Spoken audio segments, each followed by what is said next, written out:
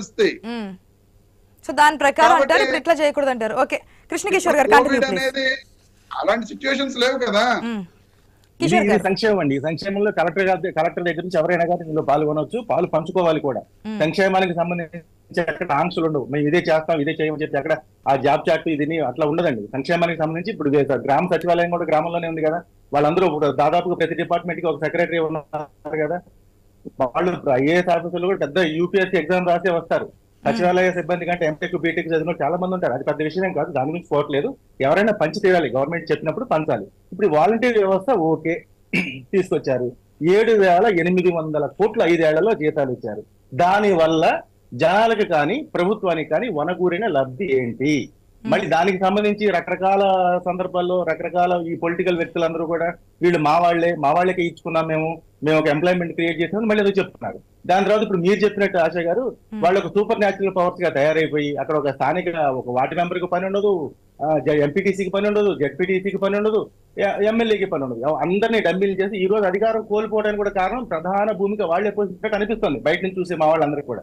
ఎందుకంటే వాళ్ళకు కూడా తెలుసు, ఎందుకంటే వీళ్ళు ఒక సూపర్ న్యాచురల్ పవర్ గా తయారైపోయి ఇట్లా చేసి ఎవరికి అసలు ఆ ప్రయారిటీ అనేది ఒక పొలిటీషియన్ కి లేకుండా పోవడం వల్ల ఇది మళ్ళీ దీనికి వచ్చేసరికి మళ్ళీ ఇప్పుడున్న ఈ ప్రభుత్వం వీళ్ళు హామీలు ఇవ్వడం.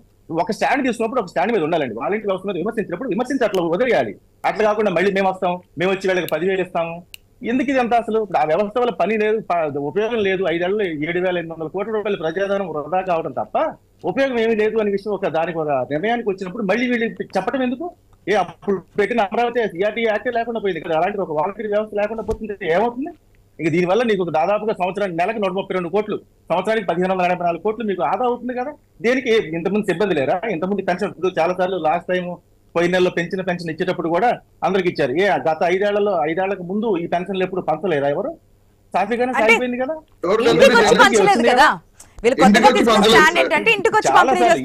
ఇప్పుడు ఒక విలేజ్ లో ఒక విఆర్ కారణం ఉంటాడు, మోతాదు ఉంటాడు, వీళ్ళు ఉంటారు. వాళ్ళు చాలా మంది మోతాదులు, ఎందుకంటే నేను కరణం గారు అబ్బాయినే, మా మోతాదు చాలా ఇంటికి వెళ్ళి ఇచ్చొచ్చేవాడు, ఎక్కడ ఇంటికి వచ్చి పంచలేదు. ఇట్లాంటివి ఏం లేదు. ఒక ఊరంటే ఎంత ఉంటుందండి చిన్న విలేజ్? 2014 నుంచి 19 ఇంటికి వచ్చి పంచలేదు సార్. చెప్తున్నానండి నేను, ఇంటికి వచ్చి పంచలేదు ఇవన్నీ కాదు. ఆ విలేజ్ లో మీకు ఆ విఆర్ఓ దగ్గర, ఆ సర్పంచ్ ఈఓ దగ్గర ఉంటాయి డబ్బులు. అంత చిన్న విలేజ్ లో అక్కడికి వచ్చి రావడం పెద్ద విషయం ఏం కాదు. దాని గురించి ఒక వ్యవస్థని పెట్టి ఎండలో వానలో ఎందుకు ఇప్పుడు ఇంపాక్ట్ అయ్యారంటే ఇంటికి తీసుకొచ్చి ఇస్తున్నారు కదా అనేది ఇస్తున్నారు. ఓకే, అంతవరకు బాగానే ఉంది. ఆ విధి తప్ప ఇంకా వాలంటీర్లకు ఉన్న విధి ఏంటి? ఏం చేశారు? 7,800 కోట్ల రూపాయల ప్రజాధనం వాళ్ళకి ఏం చేశారు?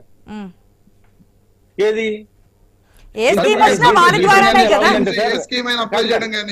నేను చెప్పేది ఎప్పటికీ నేను ఒకటే మాట అంటున్నాను. నేను విలేజ్ నుంచి వచ్చిన వాళ్ళే, విలేజ్ ఇవన్నీ చూసి వచ్చిన వాళ్ళే మన అందరం కూడా. ఎవరం కూడా మనం దైవ సంబూతులం కాదు, పుట్టగానే వచ్చి టౌన్స్ లో ఏం పుట్టలేదు. ఇవన్నీ ఈ వ్యవస్థని లేకముందు కూడా అన్ని శుభ్రంగానే జరిగినాయి. సో దీని వల్ల వచ్చిన నష్టాలు కూడా చూసుకున్నారు. నష్టాలు నేను అనేది ఏంటంటే, అసలు ఈ ప్రభుత్వం హామీ ఎందుకు ఇచ్చింది? మళ్ళీ మీరే చెప్తున్నారు వీళ్ళ వల్ల నష్టం జరిగిందని. మళ్ళీ హామీలు ఇవ్వడం ఎందుకు? మళ్ళీ వాళ్ళలో అదే ఓట్లు ఎంత 2,60,000 అందులో అదే ఆ 1,60,000 మంది రాజీనామా, వాళ్ళంతా వాళ్ళు స్వచ్ఛందంగా రాజీనామా చేశారు. అంటే అక్కడే అర్థం అవుతుంది కదా, మేము పొలిటికల్ పార్టీ కార్యకర్తలకి ఇచ్చుకున్న ఉద్యోగాలని. వాళ్ళు అలాంటప్పుడైనా వీళ్ళు ఒక ఇంకా దీని మీద ఎందుకు అంటే మీరేశారో లేదంటే తర్వాత వాళ్ళు మళ్ళీ మనసు మార్చుకున్నారో ఏమో తెలియదు, కానీ దానివల్ల పెద్ద ఆలోచించాల్సిన అవసరం లేదు. ఇంకా చాలా పనులు ఉంటే చాలా పనులు చేయించుకోవచ్చు. ఇదేంటి మళ్ళీ దీనికంటే ప్రాథమిక విధుల్లో వాలంటీర్లకు ఏమి ఇచ్చారు?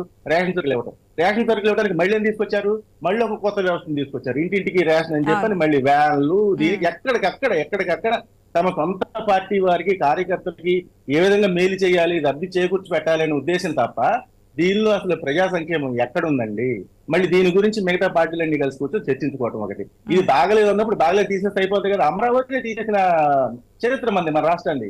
ఇలాంటిది పెద్ద విషయం కాదు, దీని గురించి అంతగా చర్చించుకోవాల్సిన అవసరం లేదని నా వ్యక్తిగత అభిప్రాయం.